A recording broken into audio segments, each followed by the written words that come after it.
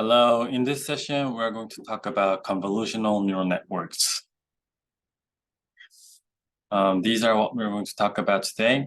First, I'm going to introduce what convolutional neural networks are, and we're going to discuss how they work, and then we'll talk about some architectures of the current and recent CNN architectures. And nowadays, we talk about foundation models quite a lot. And we're going to talk about how we can utilize these foundation models in our applications. And that is sometimes called transfer learning. And I'm going to summarize this lecture to conclude. First, introduction. We talked about image classification with linear classifier in the last sessions. When we are conducting image classification, what we did was like this. First, we received the image. And at the time, we dealt with very small images, 32 by 32 by 3. And this 3 means RGB channels. And this is a very tiny image. And rather than just processing this image as its own dimension, we stretched this image so that we could make this into a vector, 3072 dimensional vector. And we pass this stretched vector into our linear classifier, which is parameterized by this W. And then this linear classifier outputs 10 numbers, giving class scores for 10 classes. And algebraically, this linear classifier looked like this. It was originally 3072 dimension. And what we needed to have was 3072 by 10-dimensional matrix. And each row of this matrix contains some numbers. And when you conduct dot product between this row and the input vector, then it gives us the score for the first class. And the nth row, when dot producted with the input vector, then it gives us the nth class score. That's what we did. This is our algebraic viewpoint of how we interpret the image classifiers. And to do so, and the second viewpoint is visual viewpoint.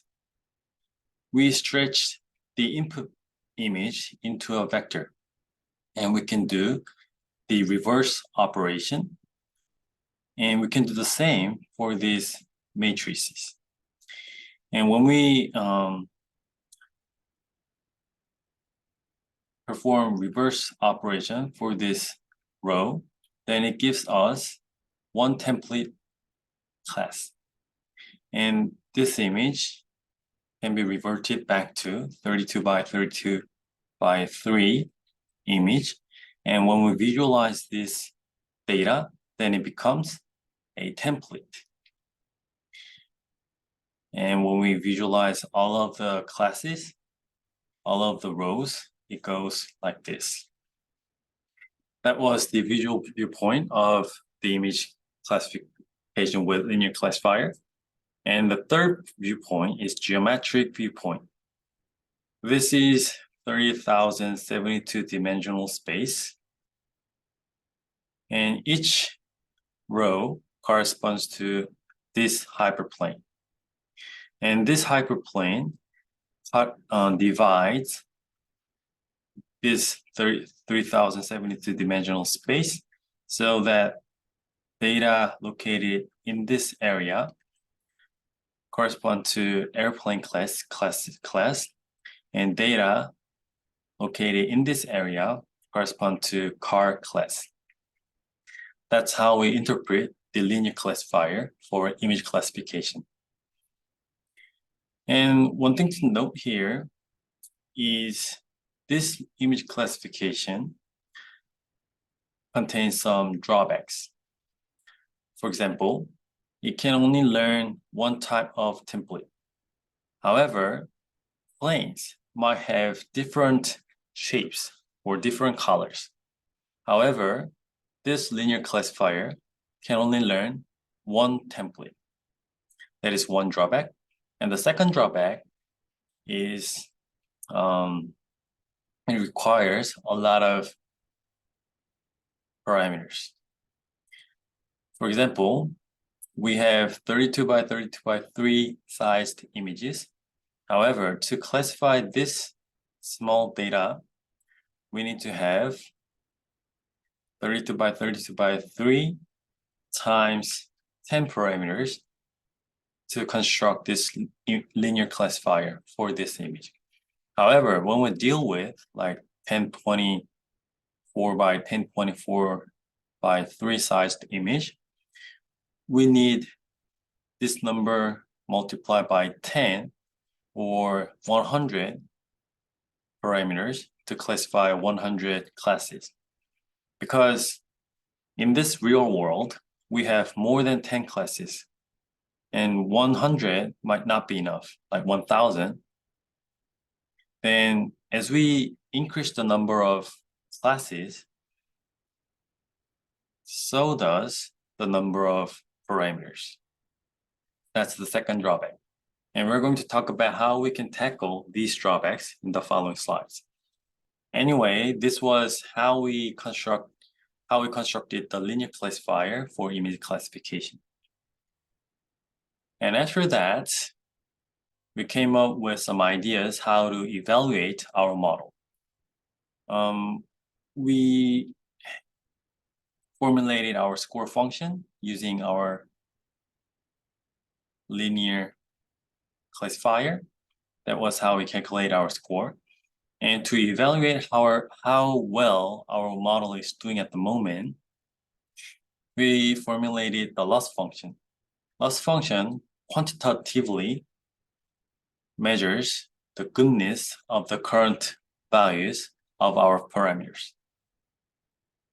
And for loss functions, we talked about softmax and SVM. And also, we talked about regularization, and this constructs the full loss. All right, so I talked about the problems of linear classifiers already. However, let's recap what the problems were. I told you that linear classifiers can only learn one template per class. However, as I told you, classes might have different shapes, colors, and different viewpoints changes how we capture those instances. And that is sometimes called intra-class variation. And our model should be invariant to intra-class variation. But the thing is, linear classifiers can only learn one template. And if our images or data are a little bit different than this template, then the performance of linear classifiers will degrade dramatically. And another drawback is when we geometrically interpret linear classifiers, they can only draw hyperplanes, linear hyperplanes. Therefore, this type of data cannot be interpreted through linear classifiers. Here, if you just make a circle, then the classification process becomes very easy and simple. However, it is very hard to solve this type of problem with linear classifiers. That is the second drawback of linear classifiers. And how are we going to tackle these drawbacks? All right, I told you that image classification is a core task in computer vision. And there are numerous applications. And not only researchers, but also engineers in the real fields are using image classification algorithms. This is just a simple example of image classification. However, you can utilize these image classifiers to detect diseases for medical applications. And you can also detect some abnormal behaviors for surveillance. So there are many applications. And this is the pixel space of the image. And we turn this image into class scores. However, before researchers came up with deep learning, researchers and engineers solved the problem of image classification using manual feature engineering.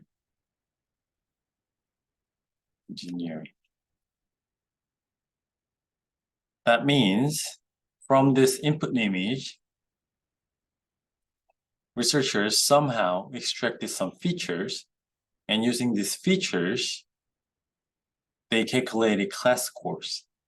That's how researchers solved the problem of image classification before the era of deep learning.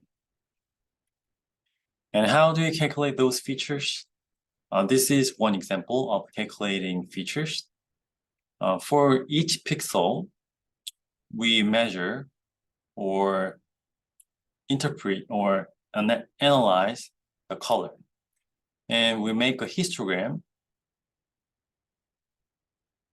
of color distribution. So this green color is prevalent in this image, and we can analyze all the colors in this image. And this color histogram might give us some hints or information to classify this image. However, as you can imagine easily, if there is a red light, then the performance might decrease radically. So this is not a very powerful feature. Another feature is histogram of oriented gradients, sometimes abbreviated as HOG. How we construct the HOG feature is like this. We divide each region with 8 by 8 pixels, and we analyze the gradient in this area. For images, the gradient means dramatic change of pixel values.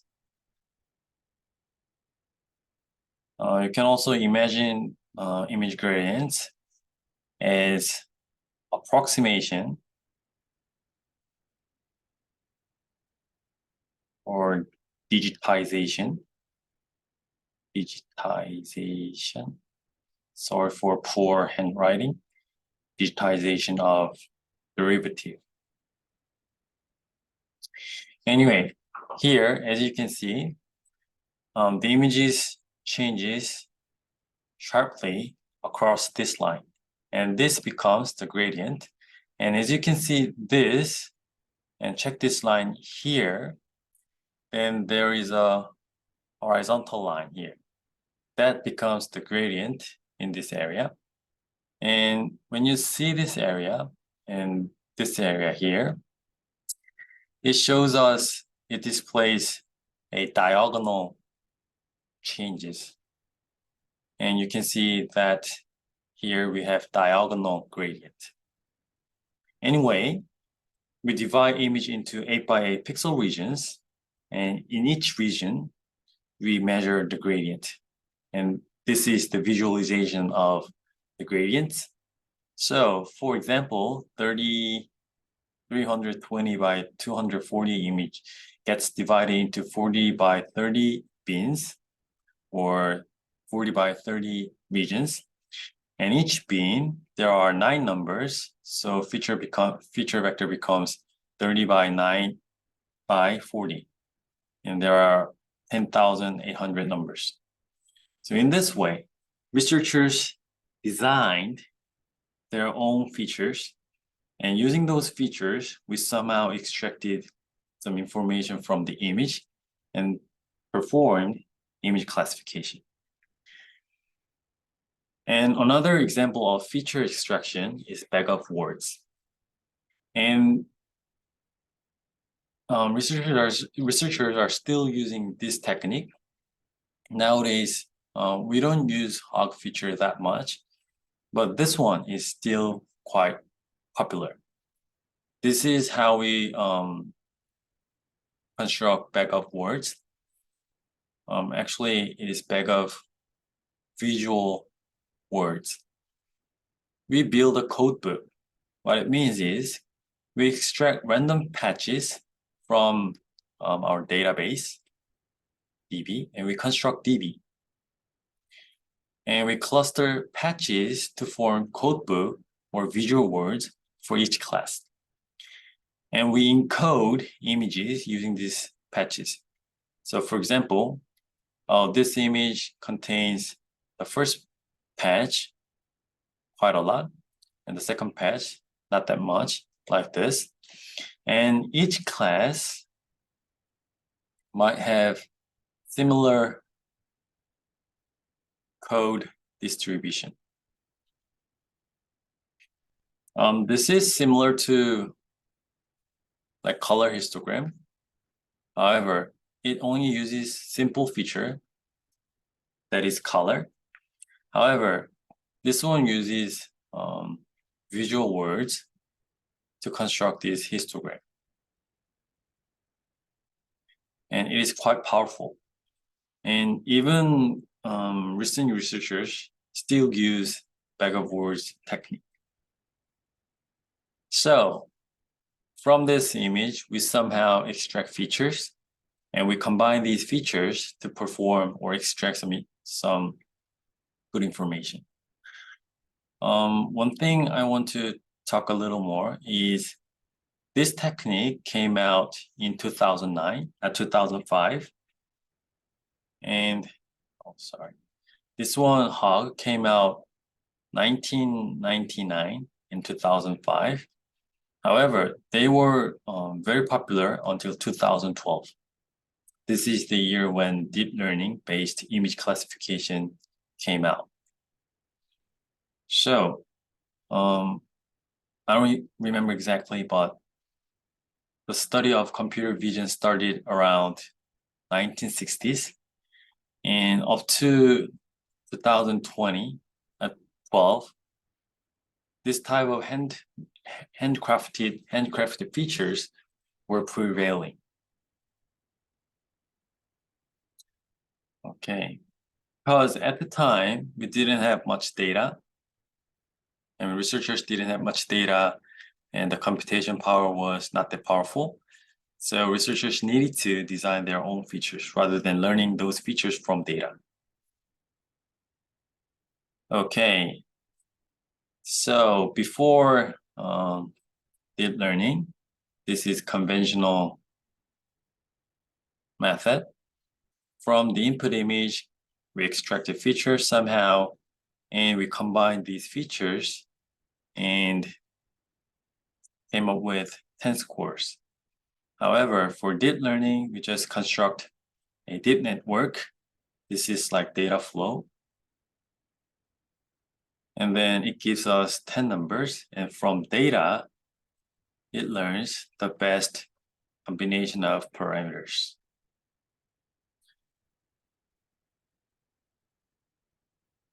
And some of you might think that CNN might be quite new thing. However, that is not true. The first CNN, the idea of CNN, came out in 1998. It's quite a while ago, right? Yann LeCun, one of 3 best researchers or founders of deep learning, wrote this paper in 1998. This was to interpret or analyze handwritten letters or characters. Okay, this was how they use convolution to analyze or process handwritten zip code. And in 2006, this was written by Hinton, one of three founders of deep learning. Actually, Hinton and Bengio and LeCun were the three founders of deep learning. Anyway, at the time, Hinton came up with this idea, restricted Boltzmann machines, abbreviated as RBM. This one looks like auto encoder. What they wanted to do was from this input image, it becomes a low dimensional vector. And from this low dimensional vector, this decoder reconstructs the input image. And they can construct this autoencoder. And at the time, some people assumed that, oh, this could be like a breakthrough. However, at the time, the data was not enough, and the computational resources were also not enough. So the performance of this RBM was meaningful, however, was not that powerful. And in 2012, actually in 2010, deep belief networks were first applied to acoustic modeling. And at the time, people were like, oh, this is quite shocking. And in 2012,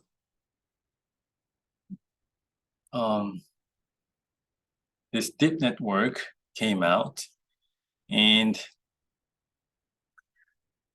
this revolutionized computer vision. And this is the winner of 2012 ImageNet competition.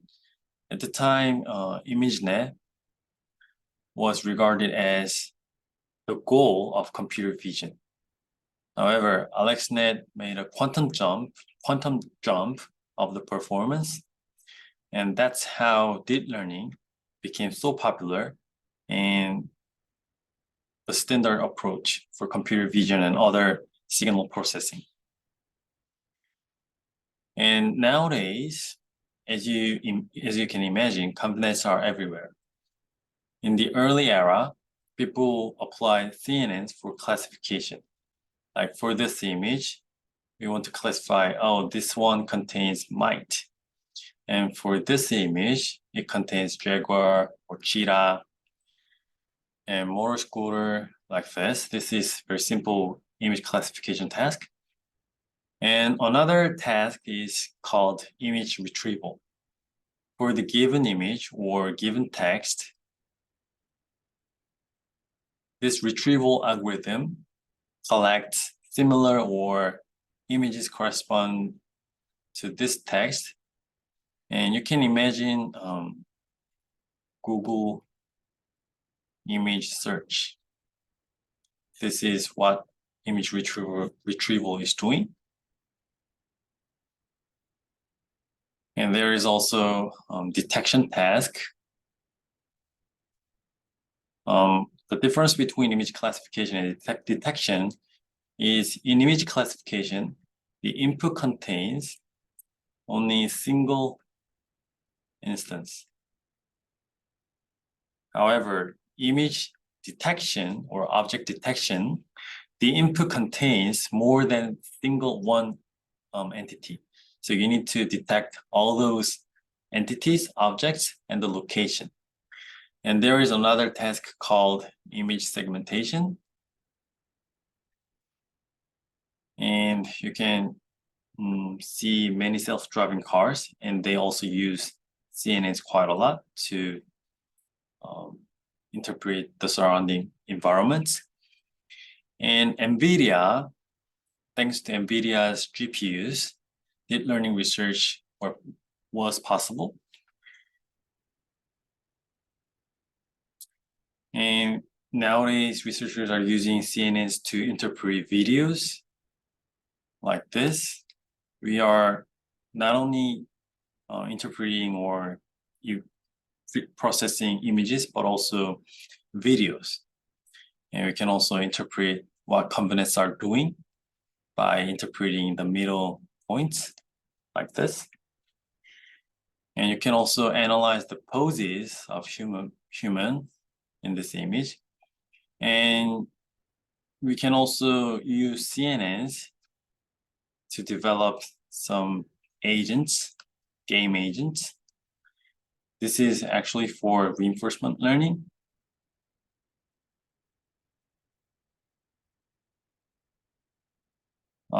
Some of you might remember AlphaGo. And this is for, I don't remember the name of the game. Anyway,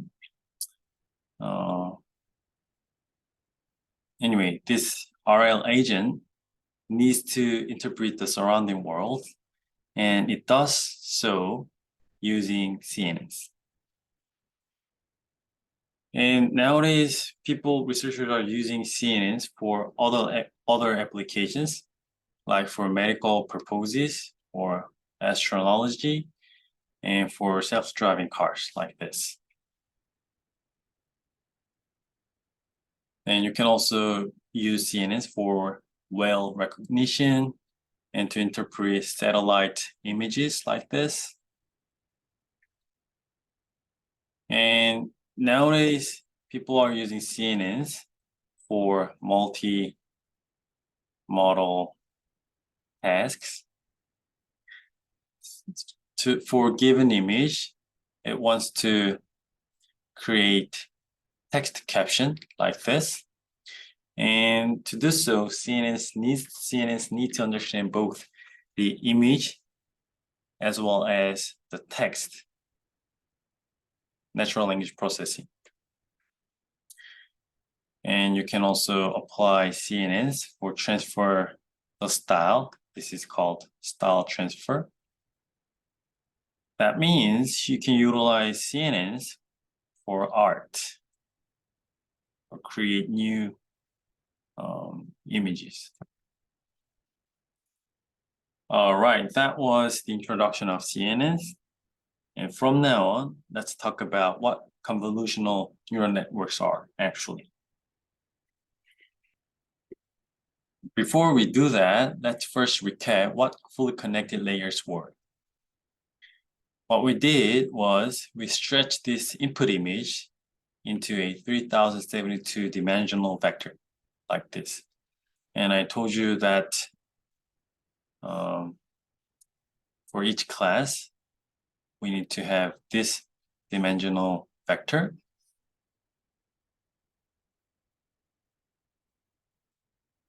Like this. And the height might be the number of classes. And we multiply or perform dot product between each row and the input vector and calculate the scores. Like 10, if you have C classes and C number of scores. That was fully connected layers. We need to take a dot product between one single row of W and the input. However, the problem of fully connected layers for image processing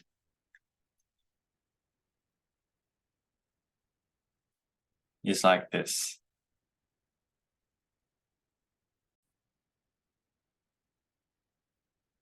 For fully connected layers, to calculate the one element, So let's talk about single element of the next hidden state. And this is the previous hidden state. And to evaluate the value of single element of the current hidden state from this previous state, there should be connections between this element and all the components or all the elements in the previous hidden state. Therefore, for each element, there are W times H times C in parameter plus one bias.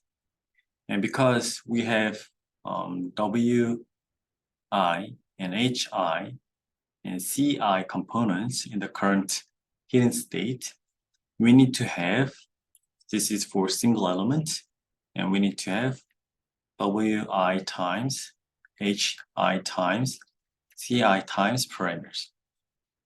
And as you can imagine, this is a huge number. And we cannot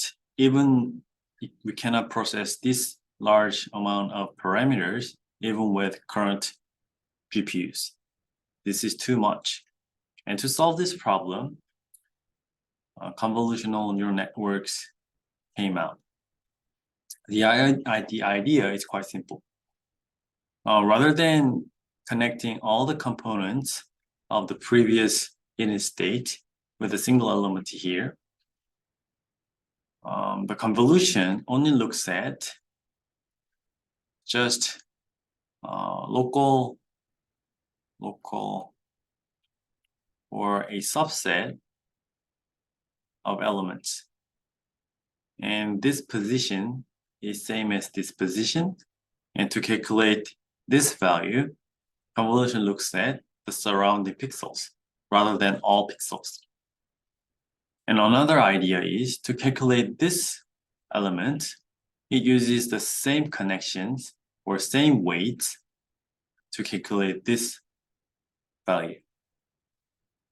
And there are two ideas to summarize. The first one is, rather than looking at all the regions to calculate the next state, it only looks at a subset or subregion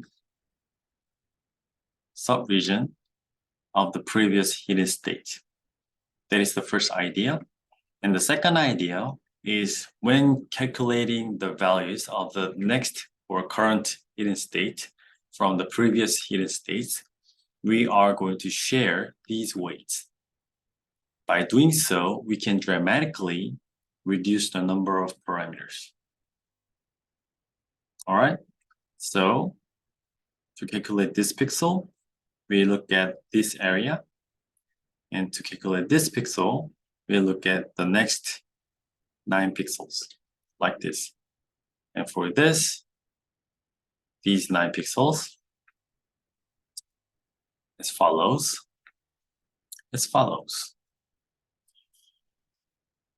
Okay, I'm going to show you another motivation of convolution. Let's say we have this audio signal. And our goal is to detect whether this signal contains the word welcome. And how do you solve this problem? Let's just assume all recordings are exactly the same length.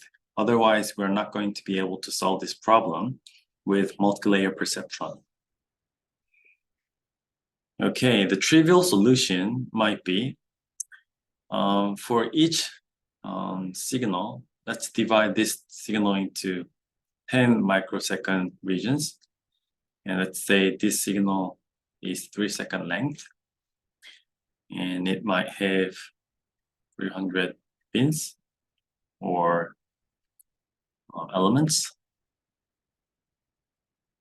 And we connect all these components with this neuron. This one, like this.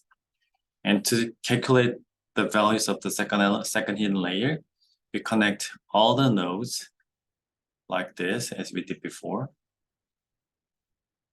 This is how we find a welcome sound in this audio signal.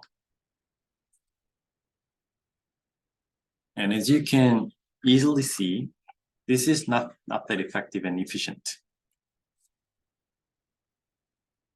And the problem is, if the location of welcome varies like this, then we need to retrain the MLP. Otherwise, we are not going to be able to detect welcome in other positions. And to deal with all the positions, what we need to do is we need to collect a great amount of training data to cover every case. And this is going to be very difficult because we need to, like, let's say if the welcome signal are basically located here, you need to move this signal to this position and this position. There might be infinite number of training data set we need. And another, okay, so the goal is we need a simple network that is tractable with the current GPUs that will fire or detect the welcome signal regardless of the location of welcome, and do not fire when there is none. So that is our goal. How do you solve this problem? And this issue is not just for audio signal processing. This one also corresponds to problems related to computer visions. Let's say we want to detect flowers in the input image. Then what we want to do is, even though the flower is here or here, we want our network to detect or classify flower correctly. Okay? And so the goal is we need a network that will fire regardless of the precise location of the target object. The previous case is like 1D, and the current case is like 2D. And in many problems, the location of a pattern is not important, only the presence of the pattern. So this problem is equivalent to this problem. Conventional MLPs are sensitive to the location of the pattern because we are connecting all the input components to all the nodes. That makes MLPs sensitive. And moving the location of objects in the input may produce entirely different output. And this property is sometimes called shift invariant. We want our network to be shift invariant. And one simple solution is scanning. We are going to scan for the target word by shifting this network. So what we're going to do is we move this network step by step like this, and we use the same weight shared. And we congregate the results, and we can detect whether there was welcome or not. We can do like max or perceptron. Either approach is okay. All right, so let's summarize what we've discussed. The main concepts behind convolutional neural networks are like this. We want sparse connectivity. We are not going to connect all the components of the input to a single component in the next init state. That is the first concept. And the second concept is we are going to share the parameters so that we can achieve shift invariant. And we're going to use many layers. And this is because we are extracting local features or local patterns, we also want to have global patterns. To achieve this goal, we need to stack a lot of layers. That is three ideas behind convolutional neural networks. And let's have a look at some concrete examples. Let's say the kernel or the convolutional filter looks like this. And the input, the previous hidden state, looks like this. And how do you calculate the current hidden state? We multiply 2 and 1 plus 0 times 0 plus minus 1 times minus 2 plus 1 times 0 plus bias 1. That results in 5. And for the next operation, we do the same thing, and same thing. As you can see, convolution operation is quite simple. It's not that difficult. And it's very easy to implement. However, naive implementation will require a lot of computation. Therefore, we are going to optimize the operation of convolution in the implementation session. Anyway, the convolution network is very easy to implement. And the thing is, what we are doing is actually correlation rather than convolution. I'm going to talk about what are differences between correlation and convolution in more detail in the following slides. And you can also do low-rank kernels. You can see that low-rank kernels can be implemented by efficient separable convolutions. We're going to have a look at this one as well. All right. Up to this point, we saw the example of single depth images. W by H by single depth. So because this one is single depth, we didn't care about this number. However, our input images have 3 channels, RGB. Therefore, we need to have different kernel than this one. And this is quite simple. We're going to have just depth for our filters because our input image have depth. And we're going to convolve the filter with the image, slide over the image spatially, and compute dot product. That's all. And filters always extend the full depth of the input volume. This number should be the same as this number. And to calculate this output single number, we're going to take dot product between this filter by subtracting 5 by 5 by 3 subregion. And we're going to perform element-wise multiplication. And doing so results in single number. Okay, so by conducting convolution at this point, we come up with single number and slide this convolution kernel and get a lot of numbers. So it's like moving this area, this area, this area, this area like this. Okay. And after we perform convolution with 5 by 5 by 3 filter to 32 by 32 by 3 image, the resulting activation map will have the size of 28 by 28 by 1. However, we can employ another filter, let's say a green filter. Then we might have another activation map. Therefore, if we have 6 3 by 5 by 5 filter, then we will result in 6 activation maps. Okay. And for each convolution, we have single bias. So we're going to add single 6-dimensional bias vector. Okay.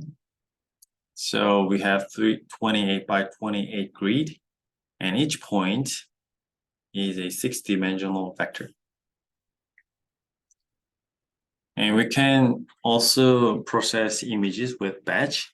We talked about it in the previous sessions, like stochastic gradient descent, we used batches. Therefore, if we have batches of inputs, we're going to have batches of outputs like this. Okay, let's generalize this. If we have n number of batches, and C in, this is the depth of the input, or the number of channels, and height and width. And the filters will have the size of C out by C in by KW by KH. This is the size of the kernel. We have C out dimensional bias vector, and the output size is going to be M by C out by H prime by W prime. And convolutional neural network is a sequence of convolutional layers. So we stack convolutions like this. And we also need to insert some nonlinear activation functions. So interspersed with activation functions like this. Okay, so that's how we design our convolutional neural networks. And what do convolutional filters learn? We talked about linear classifiers. Linear classifiers learns one template per class. And MLP, this is similar to image classifiers with linear classifiers. It is like bank of whole image templates. However, convolutions learn different templates. This one is like local templates. This one is like global template. And as you can see here, filters, convolution filters, learn to extract edges and some colors like this. So they learn different things. It learns this kind of patches. Okay.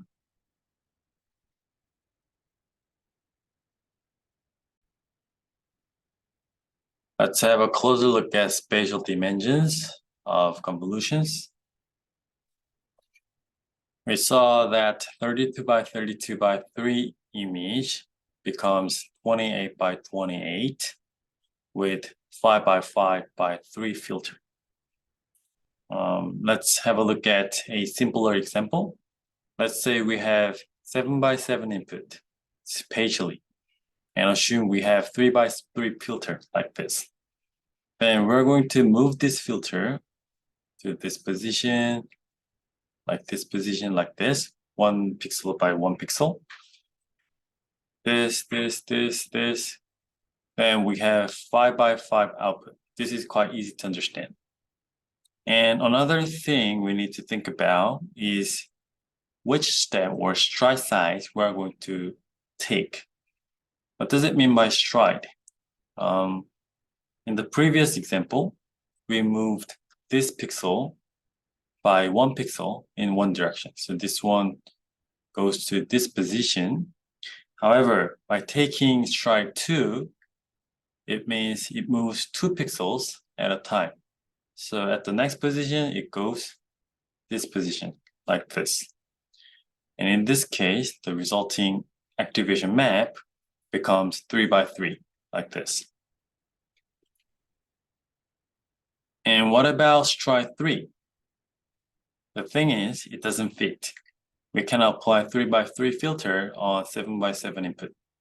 And how do we calculate the output? The formula looks like this. This is the input size, and here, minus F. F is the filter size, like this. And we divide this number by stride and add 1. That is going to be the resulting output size. For example, we can apply N7 and F3. With stride 1, the output size is 5. Stride 2, the output size is 3. And for stride 3, this is not divisible. if the result is not integer, that means we cannot apply that filter with this stride size. All right. And sometimes it is common to zero pad the border. For example, if the input is 7x7 and we want to apply 3x3 filter, and with the stride 1, we can pad with 1 pixel border. Means this is the original input size. And we're going to add this border like this, 1 pixel border. However, by adding 1 pixel border, the height increases. Let's say the pad is P.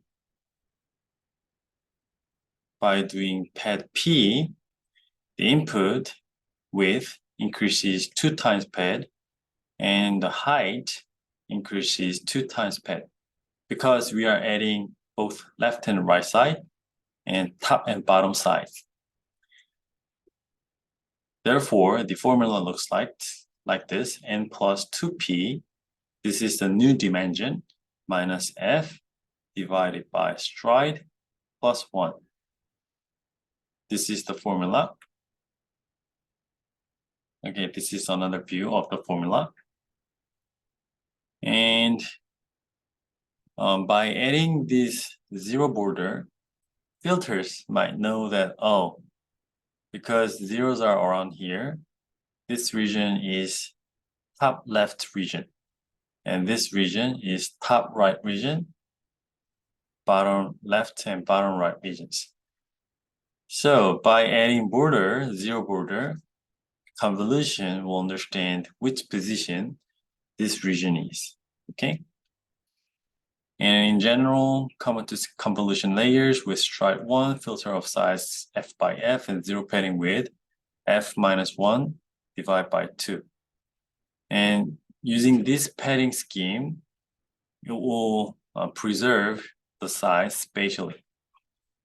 Sometimes we want to maintain the size of the hidden layers sometimes. And in the following slides, we'll see sometimes we want to downscale the features. Okay, so let's talk about it right now. If the input image is small, then by applying a few convolution layers, it will just shrink to 1 by 1 easily. And shrinking too fast is not good, because we cannot make deep network. Therefore, we sometimes want to maintain the size of the image or the features. And to do so, we can apply padding. Okay, let's say the input volume is 32 by 32 by 3, and we are going to apply 10 5 by 5 filters with stride 1 and pad 2. What is going to be the output volume size? Stop the video and think about it on your own, and let's check the answer together. All right, let's check the answer together. The answer is going to be the input size is 32 plus, because we added pad 2, the new height and the width is going to be 2 times the P. And we're going to subtract the size of filter like this.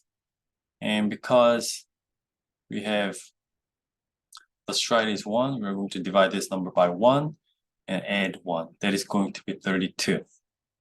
And because we have 10 filters, the output size is going to be 30 by 32 by 32 by 10.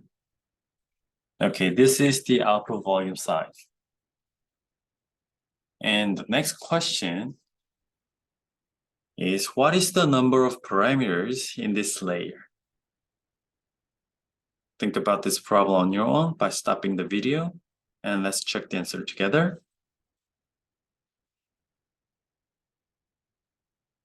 Okay, let's check the answer together. Because each filter has 5 by 5, and the depth is going to be 3 because the input is 3, has 3 depth. And we need to have 1 bias. Therefore, we are going to have 67 parameters. And because we have 10 filters, we have 760 filters. Or you can calculate like this, 5 by 5 by 3 by 10 plus 10 biases. And that will give us the same answer, 760. And we also need to talk about receptive fields.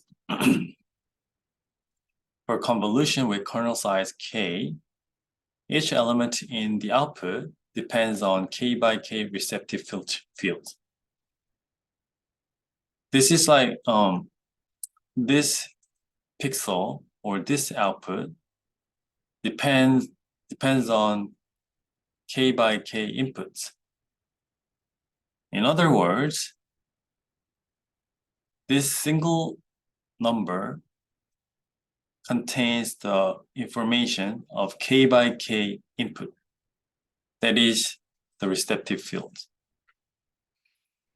And we want to stack many layers, many convolution layers, so that we can have, so that the receptive field will be larger than or equal to the size of the input. That means we'll have the full global feature or global information. And this is very important.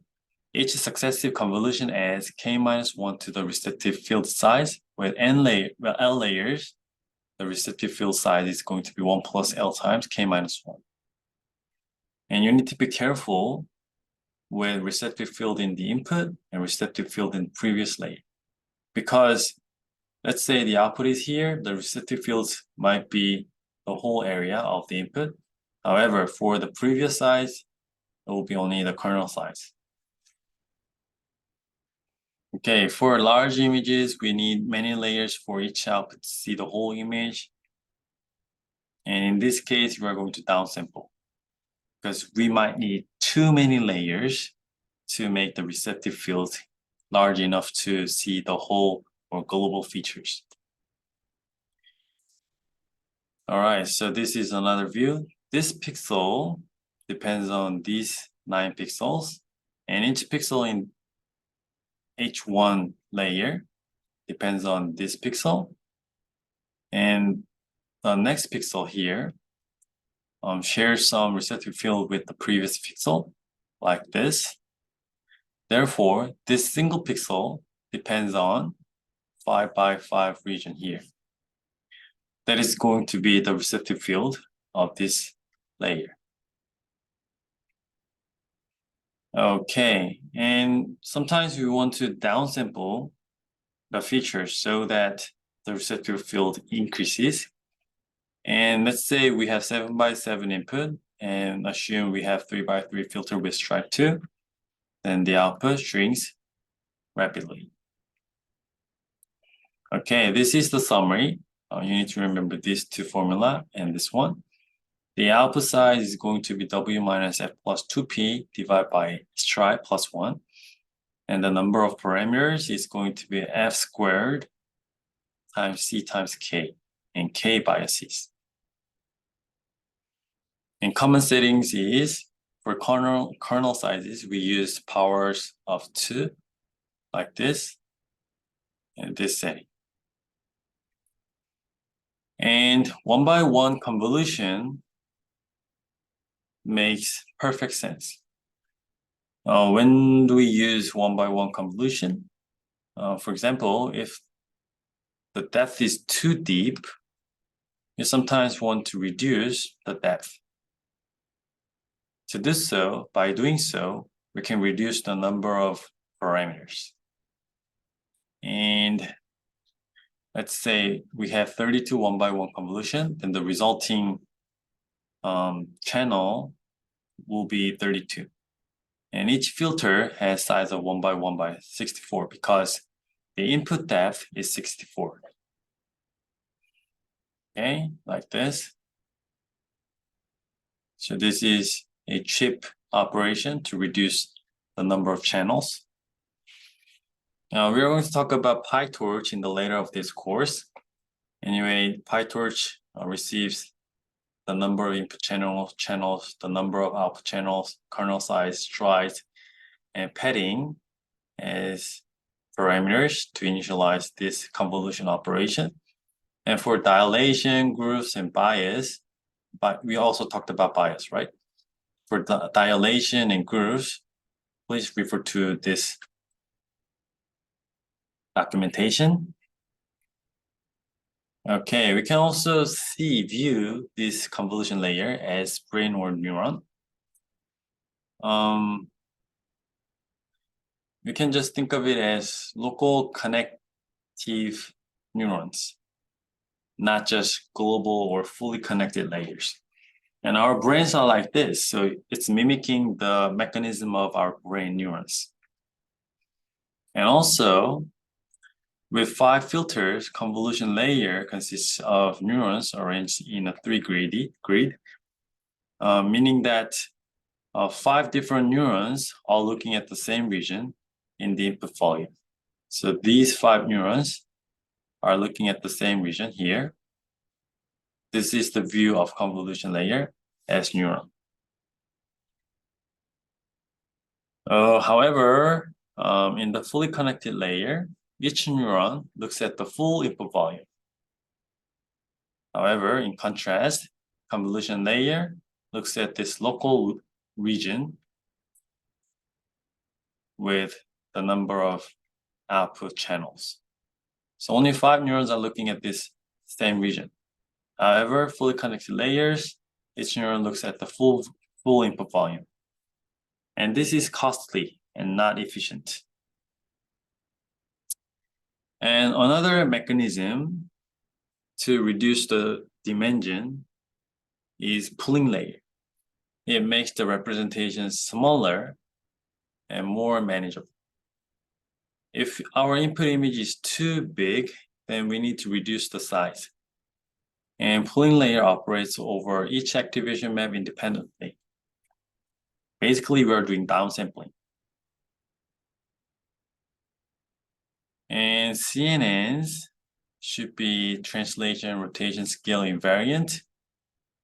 However, CNNs are not really invariant to scale, rotation, and translation because our activation maps are still location specific.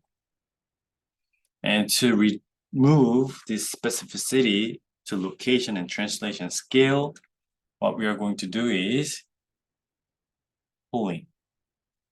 What is pooling?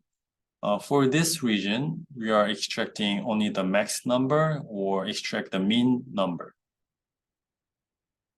And this reduces the local invariance. This reduces local dependency.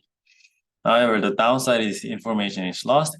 However, this may not be a problem for classification because we don't care about the location of the object.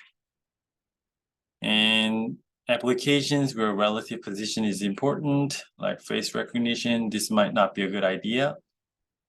In practice, for CN, some image processing still recommended, like pooling.